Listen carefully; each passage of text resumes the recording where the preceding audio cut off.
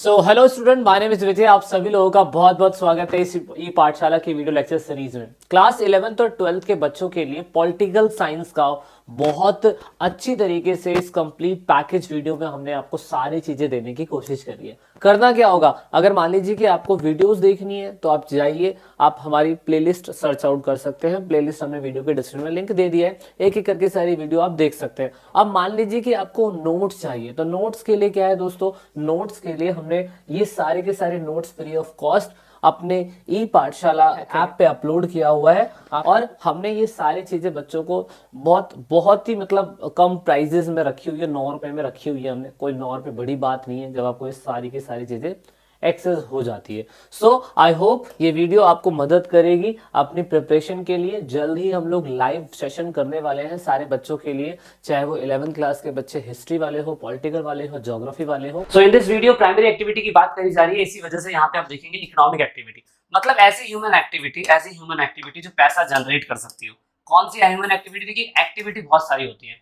मान लो हम लोग टीचिंग कर रहे हैं, ठीक है। अब टीचिंग अगर कर रहे हैं और इससे इससे पैसा जनरेट हो रहा है, तो इसका मतलब ये भी एक इकोनॉमिक एक्टिविटी ही हुई, ये भी एक इकोनॉमिक एक्टिविटी ही हुई। लेकिन अब इकोनॉमिक एक्टिविटी के अंदर कौन सी एक्टिविटी प्राइमरी है, कौन सी एक्टिविटी सेकेंडरी और कौन सी एक्टिविटी टर्शरी है, मैटर ये कर जाता है, ठीक है। सो हम डिटेल में समझने की कोशिश करेंगे, बट आप इतना ध्यान रखिएगा, every kind of activity that generate the income, it is called economic activity. और इकोनॉमिक एक्टिविटी को बेसिकली हमने ब्रॉड लेवल पे अगर देखा जाए, तो ब्रॉड लेवल पे हमने से चार पार्ट्स में बांटा हुआ है। जैसे कि नंबर वन प्राइमरी है, नंबर टू आपका क्या कहते हैं मैन्युफैक्चरिंग यानी कि सेकेंडरी है, नंबर थ्री सर्विस सेक्टर यानी कि टर्शरी है, नंबर फोर क्वाटरनरी सेक्टर यानी कि चौथी है। और एक पांचवी एक्टिविटी भी होती है जिसे हम क्यूलिनरी एक्टिविटी भी बोलते हैं। जैसे जैसे चैप्टर आगे बढ़ता चला जाएगा वैसे वैसे हम समझ पाएंगे कि प्राइमरी एक्टिविटी के अंदर क्या क्या चीजें आती हैं, फिशिंग, माइनिंग, उसके बाद एग्रीकल्चर, उसके बाद फार्मिंग, सारी चीजें प्राइमरी एक्टिविटी के अंदर आती है। तो प्राइमरी एक्टिविटी के हिसाब से हमें क्या क्या चीजें पढ़नी चाहिए, कितनी कितनी चीजें पढ़नी चाहिए, वो हम देखने की कोशिश करेंगे। तो आपको समझ में आ चुका होगा कि बेसिकली हमने चार पार्ट, देखिए मैं यहाँ वहाँ की बातें नहीं बता रहा हूँ, मैं डायरेक्टली स्ट्रेट फॉरवर्ड और डायरेक्टली कनेक्ट करने वाली बातों पे फोकस करने की कोशिश करूंगा। तो प्राइमरी एक्टिविटी इस वीडियो के अंदर पढ़ा जाएगा, यानी कि जो पूरा चैप्टर होगा वो पूरी तरीके से प्राइमरी एक्टिविटी को कवर करेगा। उसके बाद यहाँ पे हम आगे जब चैप्टर करेंगे 6 चैप्टर तो secondary activity, 7 chapter tertiary activity और क्वाटरनरी एक्टिविटी और क्यूलिनरी एक्टिविटी, जैसे हम पंचम क्रिया बोलते हैं, उसके बारे में भी हम इसमें डिस्कस करेंगे आने वाले चैप्टर्स के अंदर। ओके, सो जो चीजें आपके लिए बेसिक जरूरी है वो मैंने आपको बता दी। चलिए, सो अब बात करते हैं हम लोग किसकी, अब हम बात करते हैं प्राइमरी एक्टिविटी की। देखिए, प्राइमरी एक्टिविटी को ना बहुत सारी चीजों में बांटा हुआ है, बहुत सारी चीजों में, तो मैं आपको डायरेक्टली बता देता हूँ। देखिए, ऐसी एक्टिविटी जो अर्ली टाइम पीरियड के अंदर ह्यूमन बीइंग करता था, and this is also a primary activity, but it does not generate the income. Hunting और गैदरिंग भी एक प्राइमरी एक्टिविटी के अंदर आती थी, लेकिन उस समय पैसे की वैल्यू नहीं थी एंशिएंट टाइम पीरियड के अंदर। लेकिन उसके बाद पेस्टोलिज्म एक्टिविटी आई, this is also a primary activity, इससे पैसा जनरेट होता था। उसके बाद फिशिंग एक्टिविटी आई, and this is also a primary activity. और उसके बाद फॉरेस्ट्री, फॉरेस्ट से रिलेटेड जो भी कामकाज होता है, जो डायरेक्टली फॉरेस्ट की चीजों पर डिपेंड होता है, वो डायरेक्टली आपका प्राइमरी एक्टिविटी के अंदर आता है। देन उसके बाद एग्रीकल्चर और mining is also a primary activity, क्योंकि डायरेक्टली नीचे से कनेक्ट है। याद रखिएगा, इसमें वो सारी चीजों का इस्तेमाल होता है जो प्राइमरी एक्टिविटी पूरी तरीके से एग्रीकल्चर पे या मैं कह सकता हूँ नेचर पे डिपेंड होती है, नेचर पे चीजें डिपेंड होती है, उसके बारे में इसमें डिस्कस कर लिया जाता है। ओके, सो मतलब अब पूरा जो चैप्टर होगा ना, पूरा का पूरा चैप्टर, उनमें हम इन चीजों को ही डिटेल से पढ़ने की कोशिश करेंगे कि किस तरीके से एंशिएंट टाइम पीरियड से प्राइमरी एक्टिविटी होती आ रही थी, but at that time it is not the economic activity, but at present time धीरे धीरे करके वो एज अ इकोनॉमिक एक्टिविटी के अंदर कनेक्ट होती चली गई, क्योंकि सिंपल सी बात है, जैसे पैसा जनरेट हो सकता है, वो एक इकोनॉमिक एक्टिविटी है। And primary activity is also can, मतलब primary activity is can be क्या कहते हैं आपका इकोनॉमिक एक्टिविटी, ठीक है। इतना हमें समझना है कि प्राइमरी एक्टिविटी जो होती है वो इकोनॉमिक एक्टिविटी बन जाती है, एंशिएंट टाइम पीरियड पे ऐसा नहीं था। अब बात कर लेते हैं, क्योंकि सबसे पहले हमने हंटिंग और गैदरिंग की बात करी है, तो एंशिएंट टाइम पीरियड के अंदर हम हंटिंग और गैदरिंग देखते थे। अगर आपने क्लास 11th का क्या कहते हैं हिस्ट्री पढ़ा होगा, तो मैंने उसमें आपको होमोनिड्स, होमोनाइड्स, होमो नेरांडुलस, होमो बैरगिल्स, होमो सेपियंस, होमो हैबिलस, होमो इरेक्टस, इन सब के बारे में बताया था। मैंने बताया था कि जब अर्ली इंसान टाइम पीरियड लोगों को खाने के लिए कुछ चाहिए होता था, so at that time they don't have a Facebook, उनके पास इंस्टाग्राम, यूट्यूब नहीं था, लेकिन उनके पास एंटरटेनमेंट का सोर्स या एक्टिविटी करने का कोई अगर सोर्स होगा तो वो हंटिंग और गैदरिंग था। हंटिंग और गैदरिंग था, और हंटिंग और गैदरिंग के अंदर ये इस तरीके से खाने को प्राप्त करते थे। जैसे कि गैदरिंग कर लिया, क्योंकि हर बार हंटिंग नहीं कर सकते थे, हंटिंग कर लिया, लोगों को मार के खा लिया। स्केविंग कर लिया, जिसमें से मान लीजिए एक बार मांसपेशियां या कुछ ऐसे सामान होते हैं जो मिल जाते हैं, उसे साफ करके रख लेते थे। और फिशिंग एक्टिविटी, इन 4 तरीके से ये लोग फूड अपना प्राप्त किया करते थे। But this is the primary activity, क्योंकि इसके अंदर कोई चीज बना नहीं रहे ये लोग, इस चीज को बेच नहीं रहे हैं, सिर्फ और सिर्फ अपने लिवलीहुड के लिए इस काम को कर रहे हैं। सो दैट इज वाई इसे हम प्राइमरी एक्टिविटी के अंदर बोलेंगे। लेकिन एंशिएंट टाइम पीरियड के अंदर इंसान अगर फूड गेन करता होगा, way of obtaining food, so these are the main reason जहां से हमें पता चलता है कि इस तरीके से वो अपने खाने को प्राप्त करते होंगे। सो एंशिएंट टाइम पीरियड पे you can see that, you can see this कि बहुत से लोग क्या करते थे कि नट्स होते थे, नट्स मतलब वो चीजें जो ये इकट्ठा कर सकते थे। बहुत से लोग हंटिंग भी करते थे, बहुत से लोगों ने टेम्परेरी शेल्टर्स भी बनाए थे और कहीं परमानेंट शेल्टर्स भी बनाए गए थे। लेकिन अर्ली टाइम पीरियड के अंदर अगर हम बात करें कि ये अगर किसी भी चीज को सेव करते होंगे, तो हंटिंग हर टाइम पे पॉसिबल नहीं होता होगा। हंटिंग हर टाइम पे पॉसिबल इसलिए नहीं होता होगा, हंटिंग करते करते कितनी दूर जाना पड़ता होगा इन लोगों को। कभी कभार हंटिंग करने के लिए इनको दूसरी जगह बस जाना पड़ता था, और हंटिंग करते करते करते करते मान लीजिएगा कहीं हंटिंग करने के लिए कोई जानवर मिल भी गया, तो उस जानवर को एक बारी में खाना पड़ेगा। खाना इसलिए पड़ेगा क्योंकि वो लाश जो है, जो बॉडी है, वो सड़ जाएगी, खराब हो जाएगी। तो जितना उन्होंने हंट करा उसे पूरा का पूरा खा के खत्म करना होगा। तो सोचिए यहाँ पे भी एक लूप होल था प्राइमरी एक्टिविटी के अंदर। सो दैट इज उन्होंने कहा कि यार हम लोग क्या करेंगे, हम लोग क्या कहते हैं, गैदरिंग करना स्टार्ट करेंगे। और गैदरिंग करने के लिए इन्होंने ह्यूमंस की चीजों को गैदरिंग करना चालू करा। मतलब इन द सेंस उन लोगों ने प्लांट है, फल है, कंदमूल है, पौधे हैं, ऐसे बहुत सारी चीजें हैं जो उन्होंने इकट्ठा करना चालू करा, जो आपको पता है वो खराब नहीं होंगी। जैसे कि जैसे फल मान लीजिए सेब है, सेब क्या जल्दी खराब होगा? ऑफकोर्स सेब जल्दी खराब नहीं होगा। तो इसीलिए बेर है, कोई भी क्या कहते हैं, खजूर का पौधा है, उसका उसका जो खजूर है वो सेविंग करके रख लेना। तो ये वो तरीके होते हैं जिससे इन लोगों ने गैदरिंग करना स्टार्ट करा, चीजों को इकट्ठा करना स्टार्ट करा। और उन्हें पता था कि अर्ली टाइम पीरियड तक हम लोग खाने के लिए सिर्फ और सिर्फ एग्रीकल्चर पे या हंटिंग पे डिपेंड नहीं हो सकते। अब दूसरा स्केविंग का पार्ट, ये भी स्केविंग पार्ट था। इसमें ये लोग क्या करते थे, मरे हुए जानवर को साफ करके, जो भी रेप्टाइल्स होते थे, इंसेक्ट होते थे, अर्ली ह्यूमन उनको साफ करके रख लिया करता था। And this is also the way of obtaining the food. और उसके बाद इन लोगों ने हंटिंग, लगभग 5000 साल पहले, 5 लाख साल सॉरी पहले, इन लोगों ने हंटिंग तो करा ही होगा, है ना। तो ये तो हमें पता चलता है कि हंटिंग सबसे पहले होता था। And this is the primary activity जो डायरेक्टली नेचर से जुड़ी होती थी। ठीक है, तो 5 लाख साल पहले अगर ये चीजें होती थी हंटिंग, सबसे पहले हंटिंग ही हुआ होगा वहां पे स्टार्ट। ठीक है, तो ये एक बेसिक रीजन हम देख सकते हैं कि इस तरीके से सारी चीजें होती थी। अब यहाँ पे हंटिंग के लिए हमें ये समझ में आता था कि जब ये हंटिंग करते होंगे, फिशिंग का भी अगर हंटिंग करते होंगे, तो इससे हमें ये समझ में आता होगा कि उस टाइम पीरियड के अंदर इन लोगों ने थोड़ा बहुत कहीं ना कहीं औजार या थोड़ा बहुत कहीं ना कहीं तकनीक बनाई होगी। दैट इज वाई वो ऐसी चीजों का इस्तेमाल कर पा रहे होंगे और ऐसी चीजों का हंटिंग कर पाए होंगे। ये कहीं ना कहीं इन्वेंशन ही एक तरीके का, चाहे वो छोटे ही लेवल का इन्वेंशन क्यों ना, पर ये इन्वेंशन था। क्योंकि हमें ऐसा देखने को मिला था पत्थरों के ऊपर ऐसे फॉसिल्स, जिससे हमें समझ में आता था कि ये लोग कहीं ना कहीं हंटिंग, क्या कहते हैं, फिशिंग भी करते थे। और यहाँ पे इनके एविडेंस हमें पत्थरों के ऊपर और कहीं इनके फॉसिल्स मिले, जिससे अर्ली टाइम पीरियड में समझ में आया कि प्राइमरी एक्टिविटी का जो पार्ट था वो ये हो सकता था। और उसके बाद अगर हम देखें तो इसकी विशेषता क्या थी अर्ली टाइम पीरियड के अंदर, ये ओल्डेस्ट नॉन इकोनॉमिक एक्टिविटी था। हालांकि पैसा जनरेट नहीं हो रहा था, बट ये ओल्डेस्ट फॉर्म था। अब यहाँ पे ये जो प्रैक्टिस थी, ये आपको पता है कि climatic condition, harsh climatic condition के अंदर भी इसको प्रैक्टिस करते हुए देखा गया था। क्योंकि इंसान को उस टाइम पीरियड आपको पता है खाना तो खाना ही पड़ेगा ना, इसीलिए। उसके बाद यहाँ पे स्मॉल कैपिटल इन्वेस्टमेंट की जरूरत थी इसमें, मतलब इन्वेस्टमेंट तो ना के बराबर ही मान सकते हैं। इसमें कहीं ना कहीं जो टेक्नोलॉजी थी वो निचले स्तर की थी, मतलब बहुत ही, मतलब मान लीजिए कोई हंटिंग का इस्तेमाल कर रहा है तो उसको कोई बड़ी मशीन लेके नहीं आनी थी। एंशिएंट टाइम पीरियड के अंदर नॉर्मली टूल्स हुआ करते थे जिसका ये लोग इस्तेमाल करते थे, और उसी से क्या कहते हैं, ये लोग काफी अच्छी तरीके से चीजें कर लेते थे। प्रति व्यक्ति आय यानी कि उपज बहुत कम था, यानी कि अधिशेष जो मतलब खाने के बाद बचता भी होगा वो तो था ही, मतलब एग्रीकल्चर तो बहुत दूर ही था उस टाइम पीरियड के अंदर। तो ये चीज मैं कह सकता हूँ कि सरप्लस तो फिर आप बोल ही नहीं सकते कि सरप्लस कहाँ से होगा आपके पास। तो ये है, ठीक है। एंशिएंट टाइम पीरियड के अंदर क्या कहते हैं, इसका इस्तेमाल होता था। लेकिन आज भी कहीं ना कहीं जो गैदरिंग प्रैक्टिस होती है वो आज भी कहीं ना कहीं इस्तेमाल होती है। आप ये देख सकते हो हायर लैटिट्यूड जोन में भी और लोअर लैटिट्यूड जोन में भी हमें देखने को मिलता है। आपको जितने भी ये प्लेसेस दिखाई दे रहे हैं यहाँ पे आज भी गैदरिंग होती है। गैदरिंग देखिए, हंटिंग तो नहीं होती होंगी, हंटिंग भी इस्तेमाल होती होंगी पर इतनी ज्यादा नहीं, पर गैदरिंग होती है।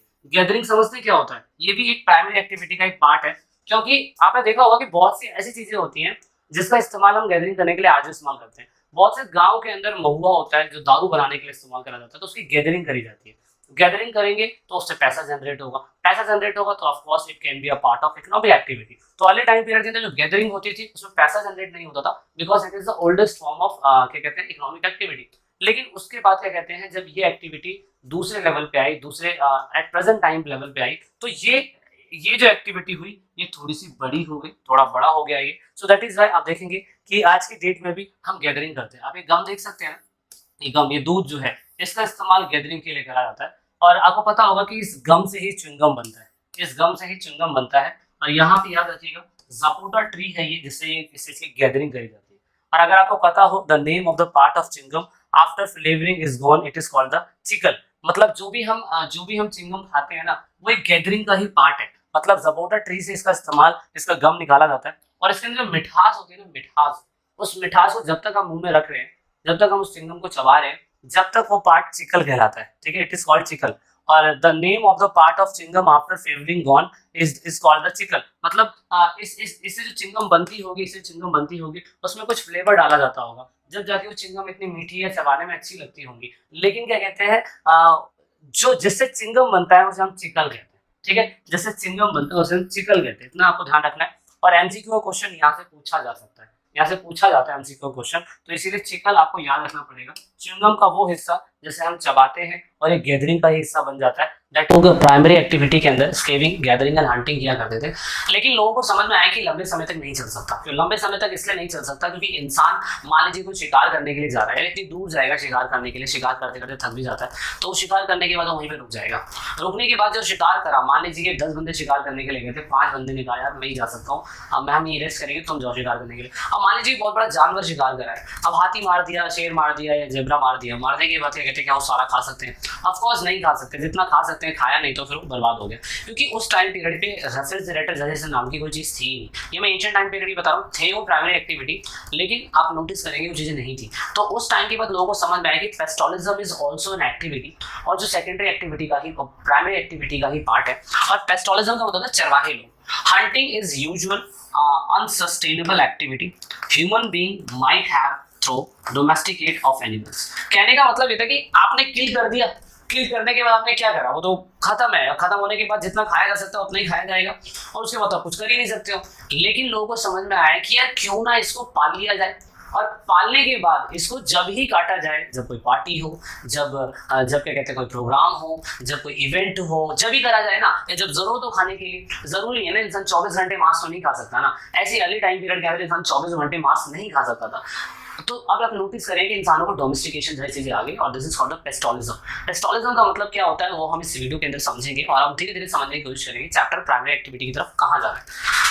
यहाँ पे अब एक्टिविटी की क्योंकि मैं बात कर रहा हूँ, तो प्राइमरी एक्टिविटी के अंदर चरवाहों का जीवन भी सेम ऐसा ही है। चरवाहे लोग होते कौन है? देखिए, ये वो लोग होते हैं जिन पे एग्रीकल्चर जैसी जमीनें नहीं होती है। ये लोग क्या करते हैं, अपने झुंड के अंदर बकरियों को, भेड़ों को, ऊंट को, गाय को, सांड को, जिन के ग्रुप्स ये रख सकते हैं, बकरियों को, उन सभी ग्रुप्स को ये लोग रखते हैं, भैंसों को। ठीक है, तो यहाँ पे people living in a different climatic condition selected to domesticate animals to their region. देखिए, मैं इंडिया की बात नहीं कर रहा हूँ, मैं सभी जगह की बात कर रहा हूँ। बहुत सी क्लाइमेटिक कंडीशन अलग अलग होती है। जो पहाड़ों पे, पर्वतों पे रह रहे होते हैं, वहाँ एग्रीकल्चर नहीं हो सकता, तो वहाँ याक पाल लेते हैं वो लोग, या कुछ और पाल लेते हैं, दूध मिल जाए, खाल मिल जाए, उनका खाल बेच के भी क्या कहते हैं वो उसका इस्तेमाल कर ले, या ऊन मिलने के लिए भेड़ पाल ले। तो कहने का मतलब अलग अलग क्लाइमेटिक कंडीशन के हिसाब से अलग अलग चीजें लोग पालते हैं, जिसमें से मैंने बताया कि परिस्थितियां सबकी अलग होती है। पालतू जानवर बनाने पड़ते हैं, चाहे अब वो कुछ भी हो सकता है, सुअर भी बन सकता है, तो उसका भी बिजनेस होता है, लोग उसका भी इस्तेमाल करते हैं, गाय है, भीड़ है, सब कुछ है, तो ये सारी चीजें होती हैं। तो यहाँ पे करते लोग क्या है, it is depend on the geographical factor. तो इतना आपको पता होगा, क्योंकि हर जगह क्या आप वहाँ पे ऊँट पाल लेंगे क्या? राजस्थान की तरफ तो ऊँट पाले जा सकते हैं, लेकिन क्या जम्मू कश्मीर की तरफ ऊँट पाले जा सकते हैं? नहीं। मतलब जहाँ पे एग्रीकल्चर नहीं हो सकता है वहाँ पे डोमेस्टिकेशन होगी, यानी कि पेस्टोलिज्म होगा। अलग अलग क्लाइमेटिक कंडीशन के हिसाब से, ज्योग्राफिकल कंडीशन के हिसाब से इंसान एक प्लेस से दूसरे प्लेस में माइग्रेट करता है। अलग अलग ज्योग्राफिकल कंडीशन के हिसाब से इंसान क्या करता है, अलग अलग चीजें पालता है। So this is called domestication. और पेस्टोलिज्म का मतलब चरवाहे जो एक प्लेस से दूसरे प्लेस में निकलते रहते हैं, जाते रहते हैं। तो यहाँ पे हमारी क्लास के अंदर हम 2 टाइप की चीजें पढ़ेंगे। एक वो लोग होते हैं जो पेस्टोलिज्म करते तो हैं लेकिन नॉमेडिक हाइडिंग करते हैं, मतलब ये वो लोग हैं जो एक प्लेस से दूसरे प्लेस में माइग्रेट करते हैं, दिस इज आल्सो पेस्टोलिज्म चरवाहे। और एक वही लोग होते हैं जो पेस्टोलिज्म को एक अलग रूप में इस्तेमाल करते हैं, और कमर्शियल लिवस्टॉक रेयरिंग बोलते हैं इसे। कहने का मतलब वाणिज्यिक पशुधन पालन। इसमें क्या होता है, एनिमल्स के लिए एक स्पेशल रेंज होती है, उनका खाने पीने का बिल्कुल ख्याल रखा जाता है। यहाँ पे ऐसा नहीं होता है। यहाँ पे क्या होता है, अच्छा वहाँ पे खेतों पे घास है, चलो भाई वहाँ चल लेते हैं, कुछ टाइम तक वहाँ रुके, गुजर बसर किया, वहाँ पे घास खत्म, रहने का सिस्टम खत्म, फिर कहीं और माइग्रेट करके। तो यहाँ पे जो एनिमल्स इनके पास होते हैं, जो एनिमल्स इन लोगों के पास होते हैं, इन लोगों पे मैं कह सकता हूँ कि ज़्यादा फोकस नहीं होता है। जितने एनिमल्स बचे सर्दी वर्दी में उन्होंने ख्याल रखा नहीं रखा, थोड़ी बहुत दवाई दे दी नहीं दे दी, तो वहाँ पे चलता है। लेकिन यहाँ पे कमर्शियल लिव स्टॉक के अंदर स्पेशली लोग पैसा कमाने के लिए ही इस चीज़ को बनाते हैं और ये बहुत ज़्यादा लोगों को पैसा कमा के देता है। तो पेस्टोलिज्म चरवाहे आपको पता है, जिसमें स्पेशली हम एनिमल से रिलेटेड चीज़ों को पालते हैं और उसी से बिजनेस करते हैं। तो एक एक करके समझते हैं। सबसे पहले घुमंतू चरवाहे। घुमंतू चरवाहे कौन होते हैं? ये प्राइमरी एक्टिविटी का ही पार्ट है। घुमंतू चरवाहे वो लोग होते हैं जिनका बिजनेस पूरी तरीके से एनिमल पर डिपेंड होता है। किसके लिए? खाने के लिए, क्लोथिंग के लिए, शेल्टर टूल्स के लिए, या कोई भी ट्रांसपोर्टेशन के लिए, सबके लिए यहाँ से ही सारी चीजें कमाते हैं। And the people don't live sheltered life and they move from one place to another place. इनका जीवन एक जगह फिक्स नहीं है, आज यहाँ तो कल वहाँ, ठीक है। तो ये है नोमैडिक, क्योंकि नाम से ही आपको पता चलता है घुमंतू चरवाहे जो घूम घूम के अपने भविष्य को लेके जाते हैं। अब वो कुछ भी हो सकता है, आपको समझ में आ रहा होगा। तो ये चीज़ है, ये चीज़ हमारे क्या कहते हैं नॉर्मल हार्डिंग के अंदर हमें देखने को मिलता है। और यहाँ पे क्या कहते हैं, the nomadic migrate with animal with the changing of the season. मतलब ज़्यादा ठंड होती है ऊपर की तरफ तो थोड़ा सा नीचे तरफ उतर के आ गए, यहाँ पे थोड़ा खाया पिया सब कुछ किया, और उसके बाद क्या कहते हैं फिर वहाँ थोड़ी ऊपर की साइड थोड़ी सी गर्मी हुई या थोड़ा सा मौसम ठीक हो, फिर ऊपर चले गए।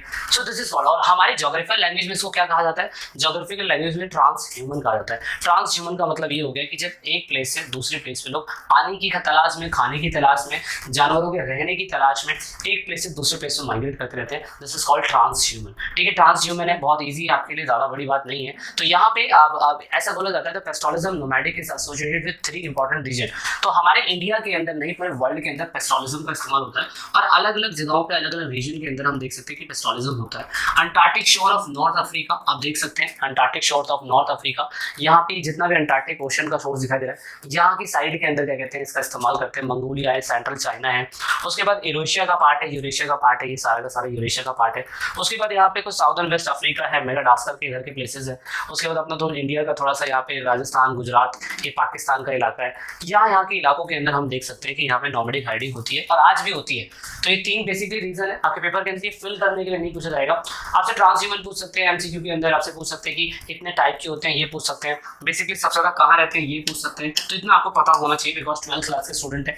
एमसीक्यू टाइप आएगा चीजें तो आपको ज्यादा फोकस करना होगा इन चीजों पे। ट्रांसह्यूमन क्या है आपको पता चल चुका है। हाँ, उसके बाद ये ट्रांसह्यूमन जो लोग हैं ये अलग अलग जगहों पे, अलग जगह पे, गुज्जर बकरवाल है, गुज्जर लोग हैं। उसके बाद गडरियाज है, बोटियाज है। उसके बाद हिमालयस की जगह है जहाँ पे अलग अलग कबीले, अलग अलग जातियाँ स्पेशली इसी टाइप का ही काम करती है, ठीक है। तो ये पेपर के पॉइंट ऑफ व्यू से थोड़ा सा जरूरी हो जाता है, तो इनके नाम आपको पता होने चाहिए। बुक के अंदर ये कबीले सारे के सारे नहीं लिखे हुए, लेकिन कुछ कुछ कबीलों के नाम लिखे हुए थे, तो मैंने बता दिए। और भी कबीले हो सकते हैं हिमालय साइड में, जम्मू साइड में, है ना, अपने राजस्थान साइड में, गुजरात की साइड में आपको थोड़े से मिल जाएंगे, जो स्पेशली नोमैडिक हाइडिंग ही करते हैं, जो एक प्लेस से दूसरे प्लेस में माइग्रेट होकर जाते हैं और अपना एक सारा चीज करते हैं, ठीक है। तो यहाँ पे ऐसा बोला जाता है कि आज की डेट में ना अभी बहुत कम हो चुका है। आज की डेट में कोई बंदा अपने खेत के अंदर कहेगा किसी को, अच्छा है तेरे मवेशी हैं या तेरे जानवर हैं, उनको बोलते खेत में जाके खाना खा ले, मार देंगे कुत्तों की तरह अगर किसी के खेत में जाके ऐसा कर दिया। क्योंकि पहले चल जाता था, ये पहले चल जाता था, लेकिन आज की डेट में थोड़ी दिक्कत है। क्योंकि रीजन क्या है? रीजन ये है कि इम्पोजन ऑफ पॉलिटिकल बाउंड्रीज। मान लीजिए कि आप हिमालय में या हिमाचल में रहते हैं, मान लीजिए आप हिमाचल में रहते हैं, हिमाचल की साइड से आप नीचे थोड़ा सा उत्तरांचल की साइड में आ गए, तो उत्तराखंड की साइड में अगर आप आ गए तो वहाँ पे क्या, जो नेशन बाउंड्री से एक प्लेस से दूसरे प्लेस पे लोग जा रहे हैं तो जाने नहीं देंगे भाई। अब सिक्योरिटी इतनी टाइट हो चुकी है, आप ऐसे कैसे लेके जा सकते हैं ना। New settlement plan by the different countries, मतलब अगर मान लीजिए कि ये हो गया तो नेशन पॉलिटिकल बाउंड्रीज अपने स्टेट में, इंडिया की बात कर रहा हूँ, लेकिन आज की डेट में क्या न्यू सेटलमेंट कर सकता है कोई बंदा अपने मवेशियों को लेकर अलग कंट्री के अंदर?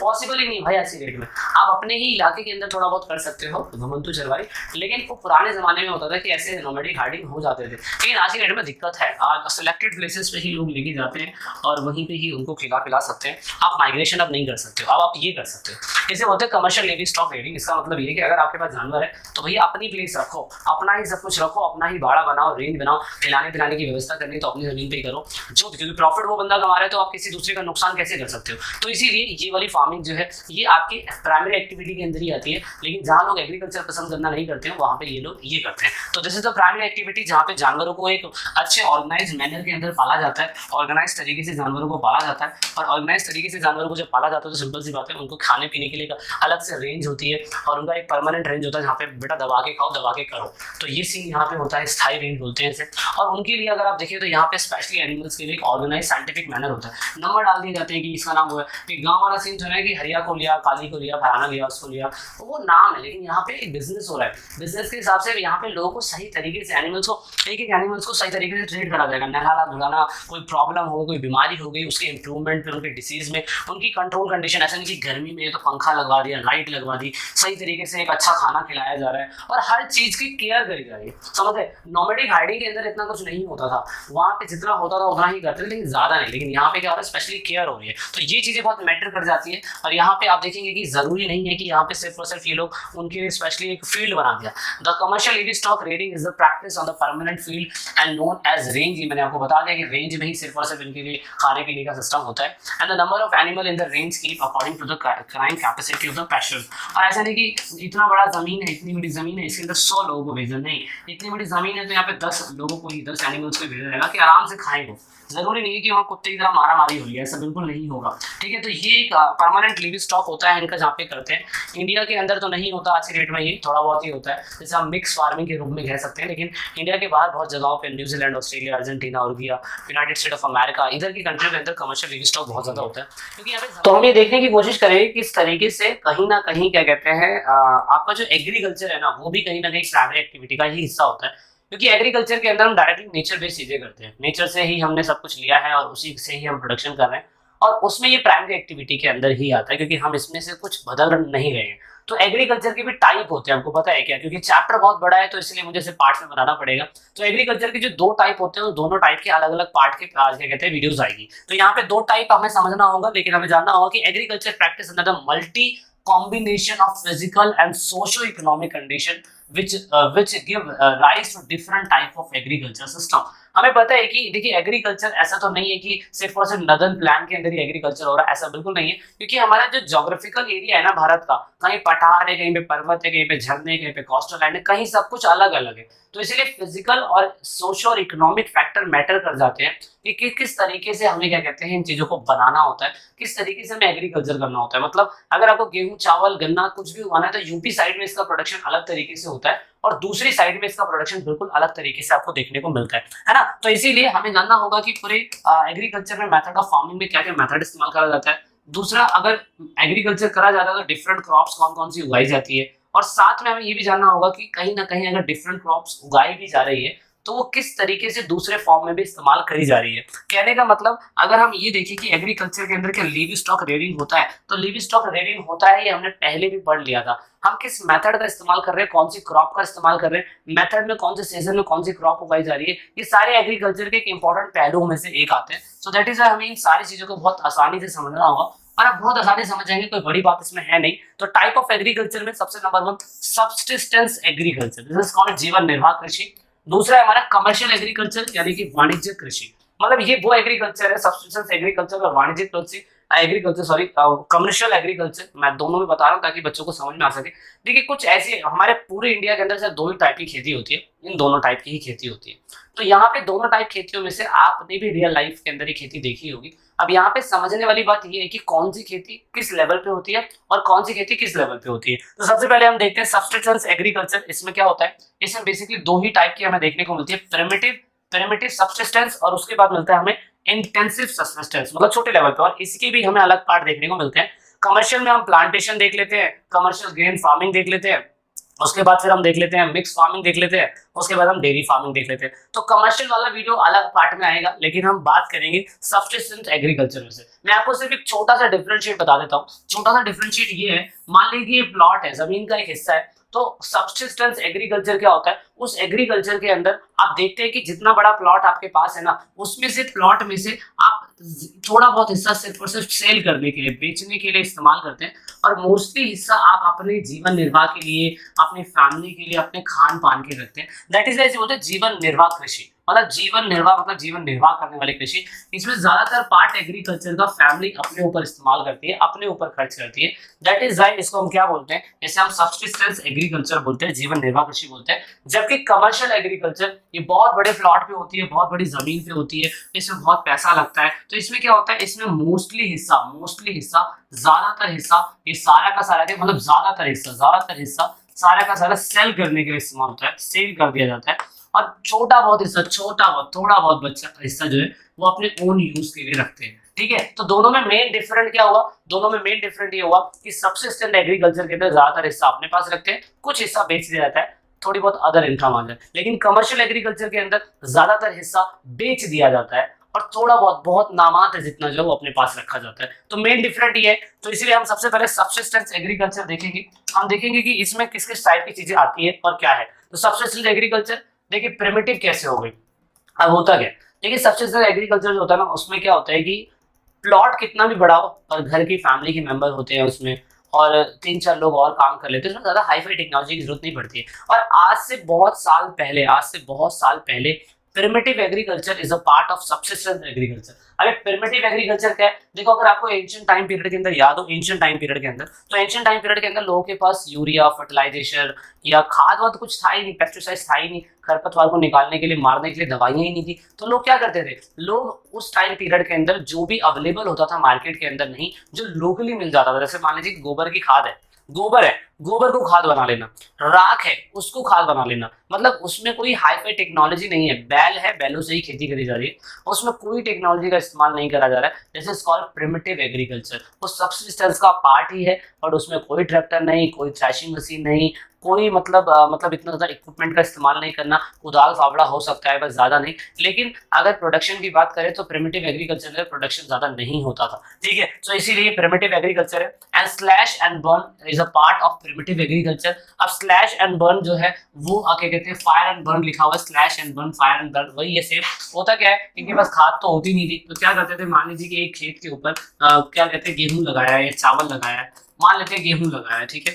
तो आपने गेहूं काटा, और गेहूं काटने के बाद कुछ उसकी जड़ें वहां रह जाती है। तो आज के डेट में तो हम ट्रैक्टर चलाते हैं, सारी जड़ें उसमें मिक्स हो जाती है, फिर पानी डाला जाता है, कुछ टाइम के लिए जमीन छोड़ जाती है, उसके बाद पानी डालें, आप एग्रीकल्चर कर सकते हैं। लेकिन उसमें मतलब खाद डाल के, लेकिन एंशिएंट टाइम पीरियड के अंदर ऐसा बिल्कुल भी नहीं था।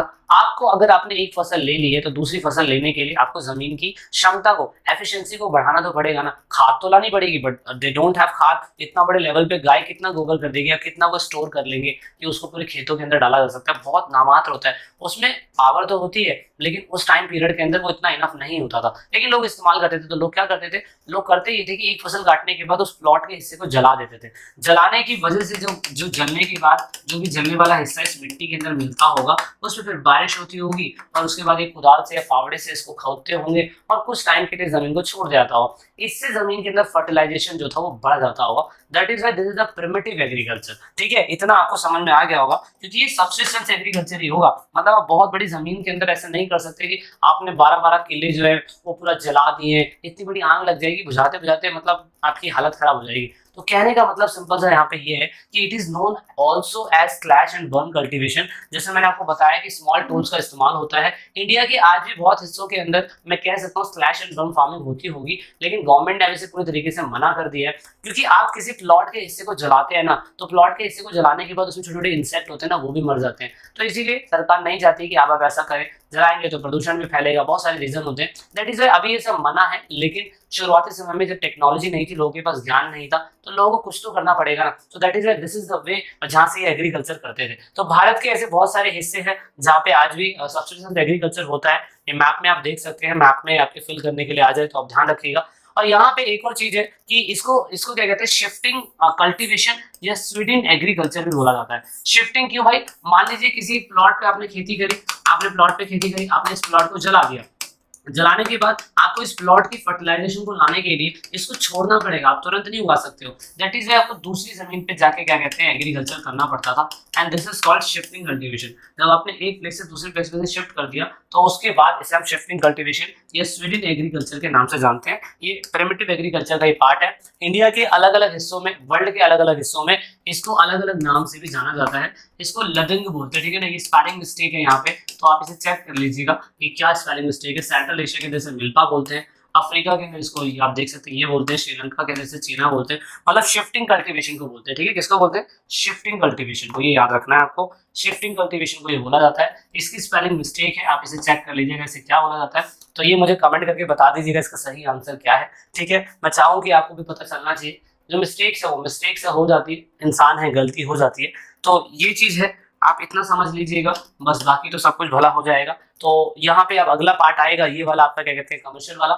लेकिन अभी हमने कौन सा पार्ट पढ़ा है, हमने प्रिमिटिव सब्सटेंस पढ़ा है। अब प्रिमिटिव सब्सटेंस के अंदर तो देखो भाई स्लैश एंड बर्न फार्मिंग जो है वो होती है, स्लैश एंड बर्न फार्मिंग होती है। और स्लैश एंड बर्न फार्मिंग अगर प्रिमिटिव एग्रीकल्चर का हिस्सा है तो ये जब इस्तेमाल होता है जब इंडस वैली सिविलाइजेशन थी या लोग इतने ज्यादा सिविलाइज नहीं थे। लेकिन आज के डेट में टेक्नोलॉजी है लेकिन लोग फिर भी सब्सिस्टेंस एग्रीकल्चर करें, क्योंकि हर किसी के पास प्लॉट बड़े बड़े नहीं है, हर किसी के पास बड़ी बड़ी जमीनें नहीं है। तो वो लोग क्या करेंगे, वो लोग क्या करेंगे ना, तो वो क्या करेंगे, वो इंटेंसिव सब्सिस्टेंस करेंगे। इंटेंसिव सब्सिस्टेंस का मतलब होता है इसमें तो छोटे मोटे टूल्स का इस्तेमाल होता है, छोटे मोटे टूल्स, ज्यादा बड़े टूल्स का इस्तेमाल नहीं होता। लेकिन इंटेंसिव सब्सिस्टेंस के अंदर जो होता है उसमें थोड़ा बहुत टूल्स का इस्तेमाल हो जाता है, थोड़ा बहुत खाद वाद का भी इस्तेमाल हो जाता है, बट ज्यादातर हिस्सा अपने खाने के लिए खर्च किया जाता है और थोड़ा बहुत हिस्सा बेचने के लिए खर्च किया जाता है। तो इंटेंसिव आगे कहते हैं आपका, सॉरी, इंटेंसिव जो है आपका सब्सिस्टेंस वो दो प्रकार के होते हैं। इसमें हम चावल की खेती कर लेते हैं, धान की खेती, और धान के अलावा दूसरे और क्रॉप्स है जिनको हम उगा लेते हैं। तो यहाँ पे इंडिया के अंदर आज की डेट में जहां जहाँ पे मानसून एशिया का प्लेसेस है,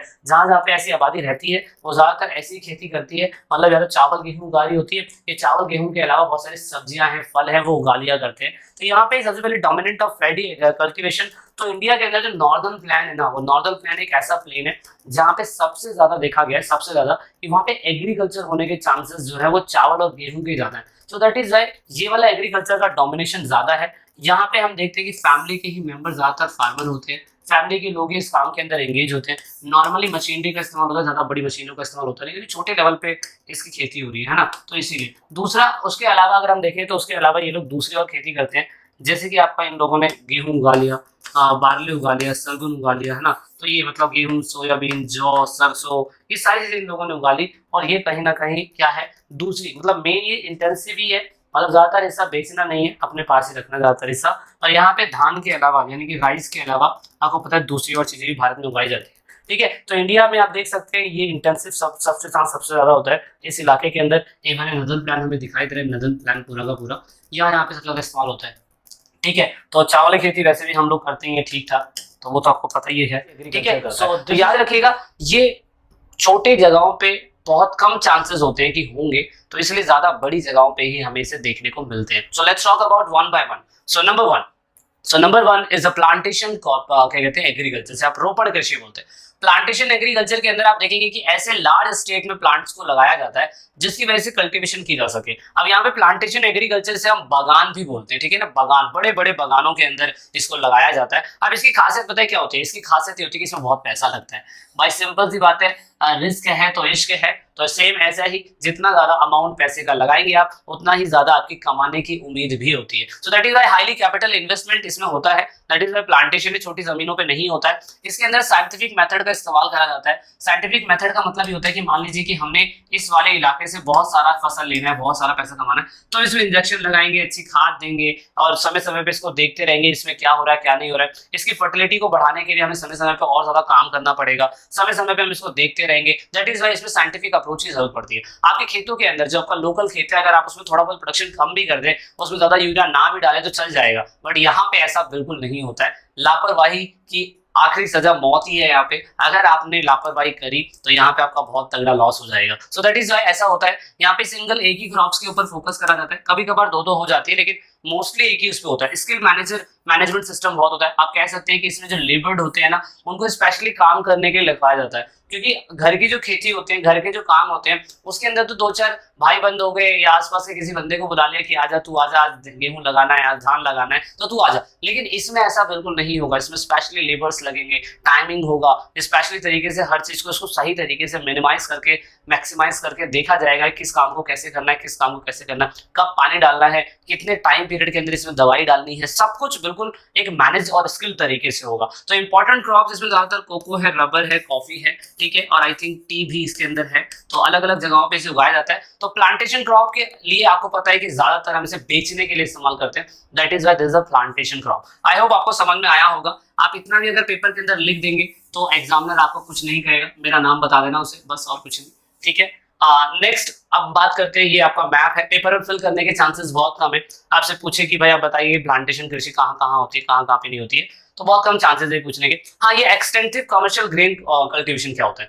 देखिए आप ना, एक होता है कि आपने गेहूं उगाया, गेहूं आपने 1 बीघा 2 बीघा इसमें उगा लिया, और इसमें हम देखते हैं कि अगर एक फैमिली 6-7 मेंबर की है तो आप नोटिस करेंगे कि इसमें मोस्टली हिस्सा क्या कहते हैं कितना 15 बोरी 16 बोरी 18 बोरी, ये डिपेंड करता है कि कैसी क्या कहते हैं कुंटल में हो रहा है, उतना अनाज निकल पाता है। तो इतने अनाज में हम कुछ हिस्सा अनाज का बेच देते हैं और कुछ हिस्सा हम अनाज का रख लेते हैं। लेकिन बहुत से ऐसे लोग होते हैं, बहुत से ऐसे लोग होते हैं जो इंटेंसिव नहीं एक्सटेंटिव करते हैं, एक्सटेंटिव कमर्शियल ग्रेन कल्टीवेशन, जिसमें बहुत ही बड़ी जमीनों के ऊपर मतलब कई कई एकड़ की जमीनों के ऊपर स्पेशली इसकी खेती करी जाती है। इस खेती के अंदर आप देखते हैं कि इसके इनर पार्ट के अंदर अगर हम देखें तो मिड लैटिट्यूड जहां पे थोड़ा बहुत सूरज की किरणें आती हो, मतलब पूरे वर्ल्ड के अंदर जो मिड लैटिट्यूड होता है ना वहां पे सेमी एरिड जोन होना चाहिए, वहां पे ऐसी टाइप की एग्रीकल्चर हमें देखने को मिलता है। यानी कि अगर कोई भी बंदा एक्सटेंटिव लेवल पे ग्रेन कल्टीवेशन कर रहा है, क्योंकि प्लांटेशन मतलब क्योंकि भाई सिंपल ज्यादा कमर्शियल फार्मिंग है, तो वो जम्मू कश्मीर में कभी नहीं करेगा। जम्मू कश्मीर में ठंड ही ठंड रहती है, तो वहां पे इसकी फसल के पैदा होने के ज्यादा चांसेस नहीं होते। दैट इज वहां पे करना तो बहुत ज्यादा मुश्किल हो सकता है। सो दैट इज वाई हम कहते हैं कि सेमी एरिड जोन के अंदर जो मिड लैटिट्यूड में पाया जाता है वहां पे हम कह सकते हैं कि वहां पे ऐसे जो एक्सटेंटिव कमर्शियल ग्रेन फार्मिंग है, स्पेशली ग्रेन वाली, वो यहीं पे होगी, यानी कि गेहूं वाली। बहुत ही लार्ज फार्म होते हैं इनके, ऑफकोर्स होते हैं। यहाँ पे फार्मिंग प्रोसेस जो है पूरी तरीके से मैकेनिज्म होता है। यहाँ पे ये नहीं कि लोगों को बुला लिया, कई एकड़ की जमीन है, सब कुछ पूरा मशीन से होगा, मतलब काटने से लेके उगाने तक, पानी देने तक, भूसा बनाने तक, भूसे से गेहूं निकालने तक, गेहूं को बोरी में बंद करने तक, सब कुछ पूरी तरीके से मशीन से ही होगा। तो यहाँ पे आप देख सकते हैं मिड लैटिट्यूड के हिस्से हैं, कुछ यहाँ के हिस्से हैं, ये आपकी बुक में दे रखा है कि यहाँ पे एग्रीकल्चर इस टाइप की स्पेशली होती है। अब आता है mix farming, one of my favourite farming, mix farming. Mix farming मेरी फेवरेट इसी वजह से क्योंकि ये ज्यादा बड़े लैंड पे नहीं होती, लेकिन इसमें एग्रीकल्चर के साथ साथ आप लिव स्टॉक भी पाल सकते हैं। So that is why one of my desire to do this kind of farming, क्योंकि इसमें क्रॉप के साथ आप लिव स्टॉक पालते हैं। हालांकि बहुत मुश्किल होता है, लेकिन आप अच्छी तरीके से सिस्टम को समझ जाए तो आप काफी अच्छी तरीके से मिक्स फार्मिंग कर सकते हैं। आज की डेट में एग्रीकल्चर की तरफ जो नया यूथ, नई जनरेशन माइग्रेट हो रही है, तो वो ऐसी ही फार्मिंग करने को पसंद करती है जिसमें मल्टीटास्क हो। तो इसमें मल्टीटास्क है, बहुत हेडेक होता है, लेकिन पता ही है आपको कि रिस्क है तो इश्क है, तो इसी के सेम यही सीन है। मिक्स फार्मिंग ऐसे होती है। अब यहाँ पे मिक्स फार्मिंग का फीचर आप देखेंगे तो यहाँ पे होता क्या है, इसमें चारा सबसे इंपॉर्टेंट है। चारा आप उगा भी सकते हैं, वही चारा क्या कहते हैं आपके जानवरों को खिला भी सकते हैं, है ना। और यहाँ पे आप देखेंगे कि जो क्रॉप रोटेशन है ना, crop rotation and inter cropping play an important role in the maintaining of soil fertility. मतलब इसमें क्रॉप का रोटेशन होता रहता है, जरूरी नहीं आप एक ही फसल के ऊपर काम कर रहे हैं, ऐसा नहीं है। आपने इस बार मुर्गे पाले तो इस बार आप मच्छी पाल सकते हैं, इसमें भी डिफरेंशिएशन होता है, तो उससे सॉइल की फर्टिलिटी बढ़ती रहती है या बढ़ी रहती है। थोड़ा बहुत पैसा मैं कह सकता हूँ कि भाई पैसा तो लगेगा, ऑफ कोर्स पैसा लगता है। और यहाँ पे आप मिक्स फार्मिंग के अंदर आप देखते हैं मॉडरेट एरिया के अंदर भी हो जाता है। हालांकि बड़े एरिया में चाहते तो बड़े एरिया में कर लीजिए, लेकिन आपको ज्यादा बड़े इलाके की जरूरत पड़ती नहीं है इसके अंदर, तो इसीलिए से बोलते हैं कि मॉडरेट एरिया में ये हो जाता है। तो इंडिया के अंदर भी काफी हिस्सों के अंदर ही मैं देखता हूँ हो रहा है। हमारे गाँव के अंदर भी ऐसी फार्मिंग मैंने देखा है कि हो रही है, ऐसी फार्मिंग हुई है, ठीक है। तो आप देख सकते हैं वर्ल्ड के मैप में ये है। लास्ट है आपका डेयरी फार्मिंग।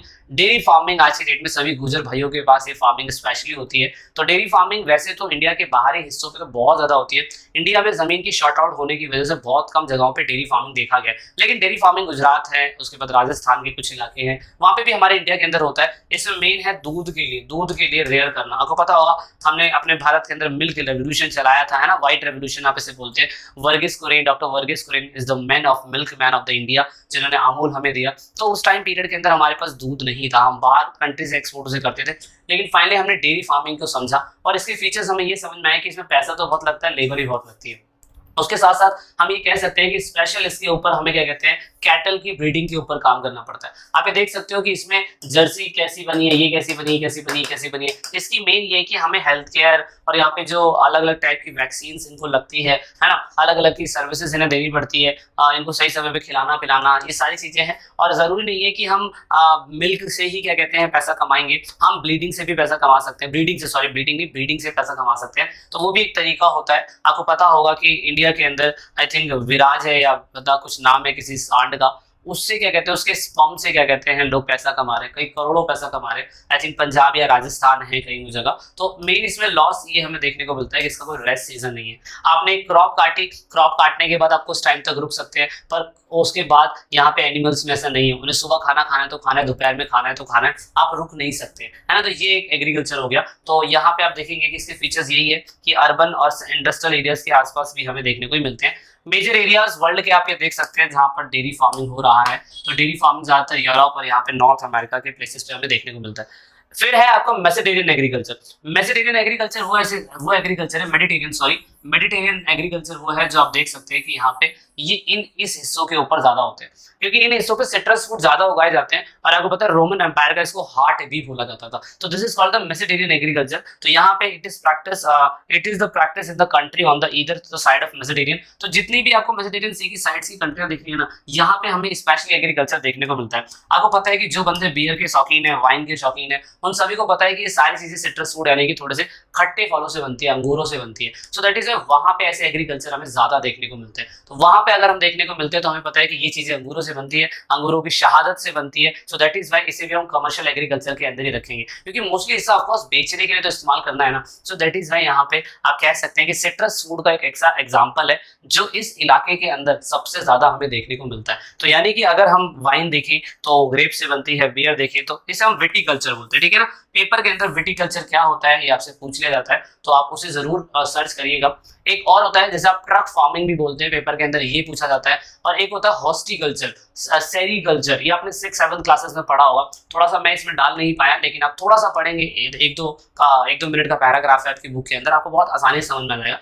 ट्रक फार्मिंग का एग्जांपल मैं बस आपको ये बता देता हूँ कि मान लीजिए कि किसी इलाके के अंदर, शहरों के अंदर क्या कहते हैं, सब्जियां उगाई नहीं जा सकती, तो क्या करा जाता है, इलाके से बाहर खेतों के अंदर सब्जियां उगाई जाती है और रातों रात सब्जियां वहां पे ट्रक में लोड करके शहरों तक लाई जाती है। This is called the truck farming, जिसमें ट्रक का रोल इंपॉर्टेंट होता है। तो ये पेपर के अंदर पूछा जाता है। हॉर्टिकल्चर में इसमें फूल उगा लेते हैं, वो एक एग्रीकल्चर अलग होता है। तो अलग अलग टाइप के एग्रीकल्चर है, वो सारे के सारे कमर्शियल एग्रीकल्चर के अंदर आते हैं। आई होप आपको ये चीज भी समझ में आ रही होगी।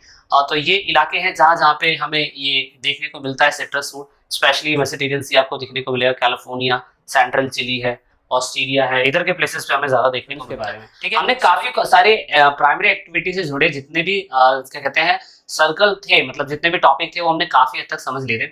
हम इन दोनों के बीच में मेन डिफरेंस समझेंगे और आपको ये पार्ट बहुत आसानी से समझ में आ जाएगा। मैंने बहुत से बच्चों को लास्ट पार्ट में बताया था कि थोड़ा बहुत आपने सेल्फ पढ़ना होगा, टॉपिक्स को देखना होगा, उसे आप जरूर देखिएगा। तो यहाँ पे देखिएगा कोऑपरेटिव फार्मिंग और कलेक्टिव फार्मिंग में डिफरेंट क्या होता है। यहाँ पे आप नोटिस करेंगे कि क्लास 12 के बहुत सारे बच्चों को ये दिक्कत होती है, उन्हें नहीं समझ में आता है कि यहाँ पे जो क्या कहते हैं कोऑपरेटिव फार्मिंग है या कलेक्टिव फार्मिंग, उन्हें डिफरेंट क्या है। तो मैं थोड़ा सा आपको डिफरेंट बताऊंगा, आप एक बारे में समझने की कोशिश करिएगा।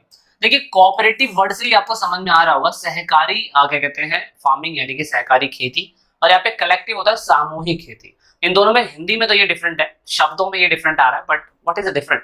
देखिए, कोऑपरेटिव में क्या होता है, मान लीजिए कि यहाँ पे एक ए नाम का किसान है, ये बी नाम का किसान है, कुछ ये डी नाम का किसान है, या मैं कह दूं कि 3 नंबर का किसान है, ये 4 नंबर का किसान है, एक कोई किसान है वो 5 नंबर का है, और यहाँ पे जो है ये वो 6 नंबर का है। ऐसे समझ में आ जाता है आपको। देखिए, यहाँ पे ना प्लॉटिंग अगर आप देखें, मैं कोऑपरेटिव की बात कर रहा हूँ, मैं कलेक्टिव की बात नहीं कर रहा हूँ। सेम ऐसा ही पैटर्न हम यहाँ बना सकते हैं, सेम ऐसा ही छोटा सा प्रैक्टिकली समझ जाएंगे तो आपको इस बारे में समझ में आ जाएगा। तो देखिएगा, डिफरेंट देखिएगा 1 2 3 4 5 एंड 6। तो देखिए, कोऑपरेटिव फार्मिंग और कलेक्टिव फार्मिंग में डिफरेंट छोटा सा क्या है, व्हाट इज द डिफरेंट। देखिए, यहाँ पे ना कोऑपरेटिव फार्मिंग के अंदर आप नोटिस करेंगे कि नंबर 6 टाइप के किसान हैं। ये किसान लोग पता है क्या कर रहे हैं, ये किसान लोग सिर्फ और सिर्फ एग्रीकल्चर करना चाहते हैं। लेकिन कोऑपरेटिव फार्मिंग के अंदर फायदा क्या होता है वो समझ लेते हैं। देखिए, यहाँ पे अगर 1 किसान, 2 किसान, 3 किसान, 6 किसान, जितने भी किसान हैं, ये लोग कहेंगे भैया ऐसा करते हैं, देखो यहाँ पे 5 नंबर का किसान था, ये अपने एग्रीकल्चर करता था, तो इसको जितना फायदा होता था, जितने भी स्किल का इस्तेमाल कर पाता था, सिर्फ ये अपने लैंड के लिए कर पाता था। दूसरा छोटा होगा, उससे जो बड़ा होगा, सब अपने अपने स्किल के हिसाब से करते होंगे। लेकिन कोऑपरेटिव में क्या होता है कि एक दिन ऐसा आता है, ये सारे कोऑपरेट कर लेते हैं। ये कहते हैं यार ऐसा करते हैं, तेरा मेरा किसान का जितना भी लैंड है ना, मतलब जितनी भी ये जमीन है, ये वाली जमीन, मतलब इसको मैं मिटो देता हूँ, मतलब ये वाली जमीन, मतलब ये सारी जमीन जो होगी अब ये एक हो जाएगी। कहने का मतलब पहले जो यहाँ पे बाउंड्री थी, यहाँ बाउंड्री थी, यहाँ बाउंड्री थी, यहाँ बाउंड्री थी, ये सारी बाउंड्री आप खत्म हो जाएंगी। ये सारी बाउंड्री खत्म होने के बाद ये पूरा एक लैंड बन जाएगा, एक जमीन बन जाएगी। और आप नोटिस करेंगे कि इसमें जो मेड़ होती है ना, खेतों की जो मेड़ होती है, उस मेड़ का स्पेस यहाँ पे खत्म।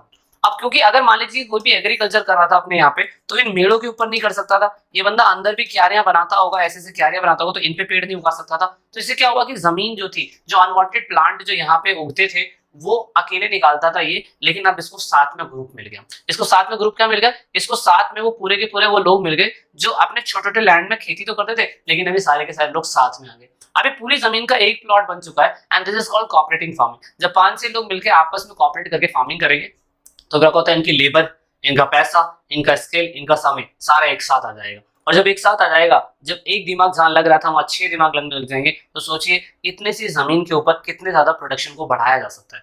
जितने ज्यादा प्रोडक्शन को बढ़ाया जाएगा उतना ही ज्यादा इन लोगों को फायदा होगा। तो फिर ये करते हैं, जब कोई भी एक फसल होती है उस एक फसल के ऊपर पूरी तरीके से क्या फोकस कर लेते हैं कि देख तेरा इतना जमीन था, तेरा इतना जमीन था, तेरी इतनी परसेंटेज बनी, तेरी इतनी परसेंटेज बनी, तू इसको अपने पास रख ले। So this is how cooperative farming work. सरकार का कोई इन्वॉल्वमेंट नहीं है, सरकार का कोई इन्वॉल्वमेंट नहीं, बंदे ही होते हैं जो आपस में कोऑपरेट करते हैं और कहते हैं कि हम लोग आपस में मिलकर खेती कर लेते हैं और यहाँ पे जिसका जितना परसेंटेज बनेगा वो रख लेगा। अब ये हो गया क्या, कोऑपरेटिव फार्मिंग। एक होता है कलेक्टिव फार्मिंग। कलेक्टिव फार्मिंग में वही 6 किसान है, वही 6 किसान है, लेकिन आप नोटिस करेंगे किसानों ने जो कुछ भी उगाया, ये लोग क्या करते हैं, आपस में दूसरे की मदद तो कर देते हैं, आपस में दूसरे की मदद तो कर देते हैं। मतलब ये जमीन का लैंड इतना बड़ा हो गया, सारे लोग मिलकर खेती कर रहे हैं, लेकिन कलेक्टिव फार्मिंग के अंदर क्या होता है, सरकार पूरा का पूरा इनसे फसल जो है वो ले लेती है। जबकि यहाँ पे कोऑपरेटिव में क्या होता है, ये अपने हिसाब से फसलें जहां बेचना चाहते हैं वहां बेचे, या जो भी सरकार का मूल्य तय होता है, जिसे आप एमएसपी बोलते हैं, मिनिमम सपोर्ट प्राइस, उस सपोर्ट प्राइस से अगर इनको कहीं ज्यादा मिल रहा है तो वहां बेच देंगे, अगर उस सपोर्ट प्राइस से ज्यादा नहीं मिल रहा तो ये सरकार को ही बेचेंगे, कोई फर्क नहीं पड़ता है। लेकिन अगर यहाँ पे क्या कहते हैं, इनको जहां फायदा हो रहा है वहां पे बेच सकते हैं। लेकिन कलेक्टिव फार्मिंग के अंदर ना ऐसा बिल्कुल भी नहीं था। यहाँ पे सारे किसान आपस में आ तो जाते हैं, लेकिन सारा का सारा प्रोडक्शन सरकार खरीद लेती है। इनके पास सिर्फ और सिर्फ जमीन का उतना ही हिस्सा दिया जाता है या उतनी फसल दी जाती है जितना ये उससे खा कमा सके, बस मतलब खा सके, अपने जीवन को चला सके, बस। ये मेन दोनों में डिफरेंट है। यहाँ सरकार का इन्वॉल्वमेंट नहीं है, यहाँ सरकार का इन्वॉल्वमेंट है। यहाँ पे परसेंटेज जिसकी जमीन है उसके हिसाब से उसको पैसा मिल जाता है, या उसके हिसाब से उसको फसल का हिस्सा मिल जाता है, वो मौज मारता है। यहाँ पे सारा फसल का हिस्सा सरकार लेगी, जितनी जमीन पे तुमने उगाया है उतनी जमीन का तुम्हें पैसा मिल जाएगा, लेकिन बस थोड़ा बहुत हिस्सा तुम्हें दे दिया जाएगा रखने के लिए कि आप इससे खाइए पिए मौज करिए। तो ये कलेक्टिव फार्मिंग जो है दोस्तों, ये कलेक्टिव फार्मिंग रशिया के अंदर जब ये यूएसएसआर था तो उस टाइम पीरियड के अंदर कलेक्टिव फार्मिंग चलाया गया था। तो ये मेन डिफरेंट है, ठीक है। यहाँ पे ग्रुप ऑफ फार्मर होते हैं, ठीक है, इंडिविजुअल फार्मिंग रिमेन होती है इसके अंदर। उसके बाद सोसाइटी एक दूसरे की मदद करती है एग्रीकल्चर इनपुट के अंदर। यहाँ पे फार्मिंग जो होती है गवर्नमेंट के द्वारा करवाई जा रही है। यहाँ पे सोशल ऑनरशिप का मतलब ये होता है कि लेबर और प्रोडक्शन जो भी कुछ होगा सारा पूरी तरीके से समाज के हित के लिए होगा। और मेन मतलब कलेक्टिव फार्मिंग में ये था कि एग्रीकल्चर को बढ़ावा देना, उसके लिए इसे करा गया था। यहाँ पे आप देख सकते हैं कि small land is allotted to retain their own crop, तो ओन मतलब स्मॉल प्लॉट उनको भी दे दिया था। मैंने अभी कहा कि जितना भी आपकी जमीन है उसका थोड़ा बहुत हिस्सा आपको मिलेगा उगाने के लिए, आप उसमें से उगाइए, कुछ भी खाइए पिए। वो सरकार उसमें आपको इन्वॉल्व नहीं करेगी, लेकिन ज्यादातर वो अपने पास रख लेती है। तो ये मेन डिफरेंट है।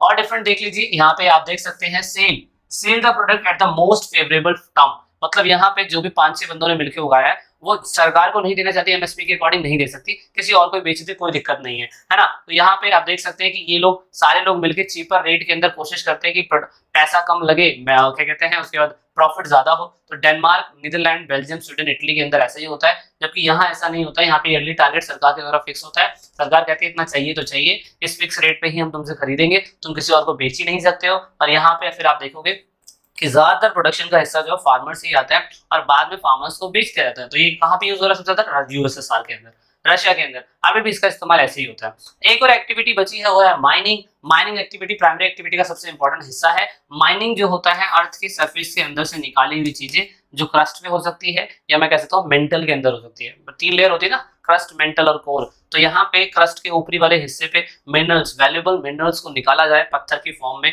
और उसमें कितना मिनरल्स होता है वो देखना पड़ता है। उससे भी हम प्राइमरी एक्टिविटी के अंदर लाते हैं। अब यहाँ पे कोई भी अगर क्या कहते हैं, अब हम माइनिंग एक्टिविटी कर रहे हैं तो उसको इफेक्ट करने के लिए 2 बेसिक कारण होते हैं, एक होता है फिजिकल और एक होता है इकोनॉमिक। बेसिक रीजन फिजिकल में क्या हो गया, फिजिकल में ये होगा कि मान लीजिए कि जमीन का ये हिस्सा है, अब इस हिस्से के अंदर कितने किलोमीटर के नीचे हमें क्या कहते हैं वो मिल रहा है, क्या मिल रहा है, मिनरल्स मिल रहे हैं, वो हमें देखना पड़ेगा, फिजिकल देखना पड़ेगा कि फ्लैट सरफेस पे मिल रहा है या कहीं बहुत बड़े पर्वत के वहां पे मिल रहा है या जमीन के या पानी के अंदर कहीं पे मिनरल्स मिल रहा है। फिजिकल फैक्टर मैटर करता है कि क्या है वो। इकोनॉमिक फैक्टर क्या मैटर करता है, इकोनॉमिक फैक्टर ये मैटर करता है कि वो जो मिनरल्स हमें मिल रहे हैं, जहाँ पे भी मिल रहा है, पानी में, समुद्र की गहराई में या पर्वतों पे या बहुत ठंडे इलाकों में या बहुत गर्म इलाकों के अंदर या जमीन से 2000 फुट नीचे अगर हमें मिल रहे हैं, तो क्या वहां पे ऐसा इंफ्रास्ट्रक्चर बिल्ड किया जा रहा है, इतना पैसा लगाया जा सकता है सरकार के द्वारा कि उतना निकालने के बाद उससे हम प्रॉफिट जनरेट कर सके। So this is called economic factor. Economic का मतलब पैसों से रिलेटेड है, कोई ज्यादा बड़ी बात नहीं है।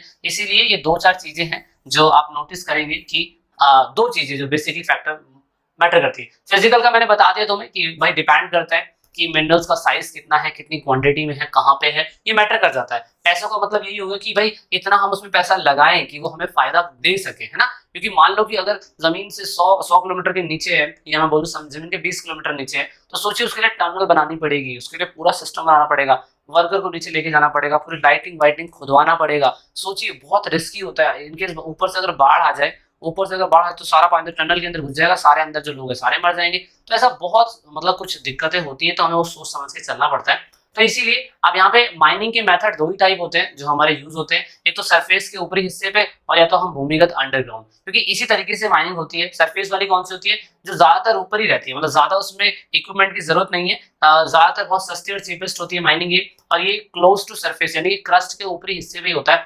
ज्यादातर मैं कह सकता हूँ 1 किलोमीटर या कुछ मीटर के नीचे ही से मिल जाता है हमें। तो हम इसमें कम पैसा लगता है, सुविधाएं भी आसानी से मिल जाती है, और यहाँ पे लेबर भी ठीक ठाक मिल जाती है इधर काम करने के लिए, और हमें जल्दी से निकाल लेते हैं। लेकिन जो अंडरग्राउंड होती है ना, फिर आप देखते हैं कि इसके लिए हमें पूरी तरीके से शेफ्ट बनाना पड़ता है, पूरा हमें बनाना पड़ेगा। हमें देखना पड़ेगा मिनरल्स यहाँ मिल रहा है हमें, तो हमें पूरा गड्ढा करना पड़ेगा, देन यहाँ पे खुदाई करनी पड़ेगी, फिर यहाँ पे पूरी लाइटिंग, ऑक्सीजन, रहने के लिए सही सिचुएशन, ताकि मिट्टी का लेयर धस भी ना जाए, घुस भी ना जाए, तो इससे ये पूरा लेयर जो है खराब ना हो जाए, कोई टनल जो है उस टनल के अंदर दिक्कत ना हो जाए। तो इसलिए बहुत कुछ सोचना पड़ता है। इसीलिए यहाँ पे वेंटिलेशन सिस्टम, व्हीकल सिस्टम, ये सारी चीजें लाई जाती है। हालांकि रिस्की होता है, क्योंकि मान लीजिए कि अगर यहाँ पे बाढ़ आ जाए तो सारा पानी यहाँ पे भर जाएगा, तो सारे लोग तो यहाँ मर जाएंगे। इसीलिए गैस लीकिंग का प्रॉब्लम, लाइटिंग का प्रॉब्लम, है ना, आपस में नीचे झगड़ों का प्रॉब्लम, बहुत सारी दिक्कतें होती हैं। इसलिए इसमें काफी पैसा लगता है। तो अगर ऐसा सिस्टम कहीं लगाया जा रहा है तो माइनिंग के लिए तो बहुत सोच समझ के लगाना पड़ता है। ठीक है, सो यही है सब कुछ इस चैप्टर के अंदर। आई होप अब आपको समझ में आ चुका होगा,